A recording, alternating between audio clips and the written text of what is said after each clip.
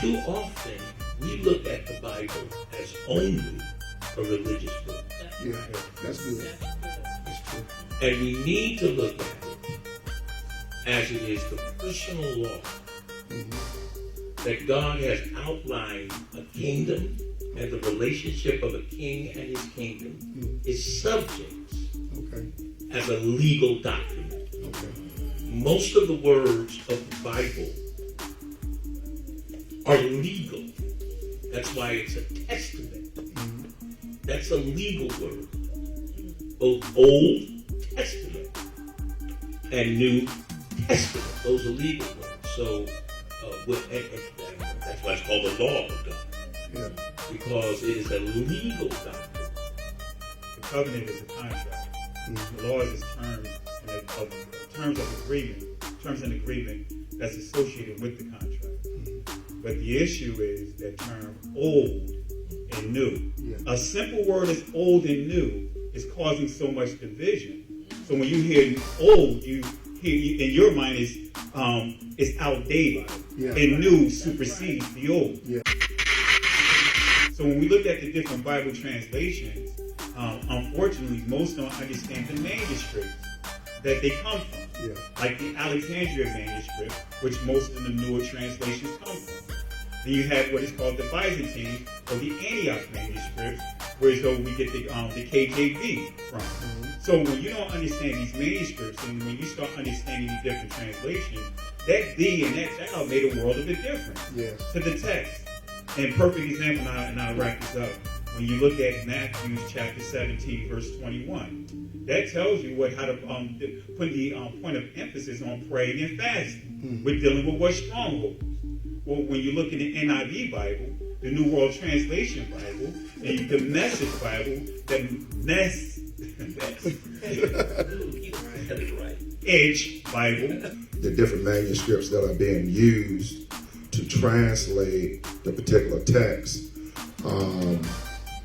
those are much newer manuscripts than what was used as the Textus Receptus, which was used to actually translate the authorized version of the Bible. And many people don't know, I use the authorized version a lot in my studying. I use the authorized version more so than I do the KJV, the old school KJV. But I really do think that the translations are coming out for convenience. Convenience is not always good. We have to look at versions as we look at tools. The tools. And you need to know what the tools are for. What happens too often with versions of, first of all, we don't distinguish between what is a paraphrase and what is a translation. Okay, that's the first thing. And many of them are paraphrases with someone else's verbiage is there from the translation. Right. Okay. It's not a translation. It is their verbiage, their understanding of how the bend of that grammar. Okay? Most of us are not steeped in grammar. We're not. You know. And so, and I know you can attest to that, we lose so much in translations to different languages. Yeah. And so we have to understand how those tools are used. Perfect example when you said paraphrase. Purple Dollar, the video that Evangelist Major showed initially, he was using what is called the Mirror Bible, which is a paraphrased Bible. And you see how he was all over the place with that. Yeah. So I just wanted to just say, show you and highlight that. He was using a Mirror Bible, which is nothing more than a paraphrased Bible. So I think the turnoff is many people say they want truth, but like that old movie with Tom Cruise and what's his name, Jack Nicholson, you can't handle the truth. Because we're living in a time that no one wants accountability. That's right. Right? No one wants responsibility. You know, they want me to make their decision. I'm a pastor, and quite a few people want me to make their decision. Amen. Pastor, I'm with this. Me and, you know, my girlfriend, we want to go to Cancun for vacation. Can you pray for us? Oh, so you want me to pray that you and your girlfriend, go to Cancun so y'all can fornicate? I'm putting it out there. Go ahead. I'm putting it out there. Go ahead. Most of us, our foundation is Baptist, you know, Methodist, Kojic, and the central theme that we teach of the gospel is grace. And we don't really teach the law or keeping the law per se.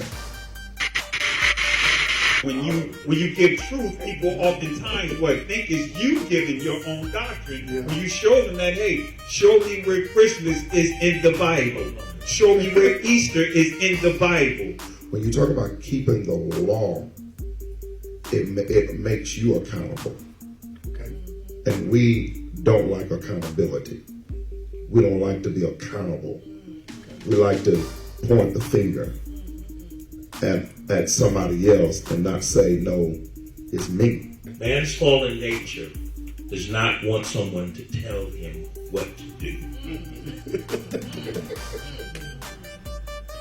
From the very beginning, from the fall, it was knowledge of good and evil. In other words, man began to decide what was good and what was evil, and not follow what God said, Right. what was good and what was evil. That's right. That fallen nature continues to fight that. Right. Or just even as all of the different teachings, the fallen nature will justify under grace or under the law certain things that God didn't say. When we look at Adam didn't have a spirit of rebellion. That was something that was foreign, that was introduced to him. Thus, because of that traumatic experience of having to be chastised, it's already proven that traumatic experiences changes your reproductive system. So because of Adam being chastised, now guess what? His reproductive system shifted, even with Eve, because the Most High God said she would have what? From childbirth. She had to deal with the pain.